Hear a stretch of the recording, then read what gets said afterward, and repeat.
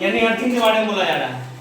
तो किसी आवेशित वस्तु जिसमें क्या हो, धारा का प्रवाह हो, यानी बिजली उसमें जा सके, आवेश को पृथ्वी में भेजने की क्रिया क्या कहलाती है, क्या प्रक्रिया? भू संपर्कन। इसको क्या बोलते हैं? अर्थिंग बोलते हैं या भू संपर्कन बोलते हैं। ठीक है। अब देखो विद्युत विसर्जन, जब ऋणात्मक तथा धनात्मक है ना आवेश आपस में मिलते हैं और प्रकाश की चमकीली धारियां तथा ध्वनि उत्पन्न होती है, तो इसे क्या कहते हैं? तड़ित क्या करता है? तड़ित के रूप में देखा जाता है और इस क्रिया को क्या कहते हैं? विद्युत विसर्जन कहा जाता है। ठीक है। अब बोला जा रहा है तो तड़ित से सुरक्षा किस प्रकार हम पाएंगे? जिस समय में तड़ित होता है या तड़ित उत्पन्न होता है उस समय में क्या करना चाहिए या नहीं करना चाहिए, क्या इस पे ध्यान देंगे? तड़ित एवं झंझा, गरज वाले तूफान को क्या बोलते हैं? झंझा। ठीक है। झंझार को नहीं चला जाना। तो तड़ित एवं झंझा गरज वाले तूफान के समय कोई भी खुला स्थान क्या होता है? सुरक्षित नहीं होता, इसलिए बाहर नहीं निकलना चाहिए। जब गर्जन होता है तो बाहर नहीं निकलना चाहिए। गरज सुनना किसी सुरक्षित स्थान पर तुरंत पहुंचने की चेतावनी है ना। अगर गरज हो रहा है, ज्यादा गर्जन हो रहा है या ज्यादा बिजली चमक रहा है आसमान में, तो उस समय तुरंत क्या करना चाहिए? सुरक्षित स्थान पर चल जाना चाहिए या किसी घर के छत के नीचे बैठ जाना चाहिए, है ना।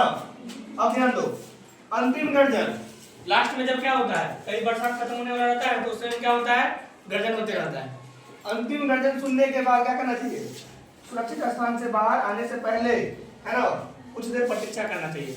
जब पूरी माहौल क्या हो, आकाश का शांत हो जाए, आसमान का, तब क्या करना चाहिए? वहां पे बाहर निकलना चाहिए। उसके बाद ध्यान दो, सुरक्षित स्थान क्या हो सकता है? तो तड़ित के समय मकान एवं भवन क्या है?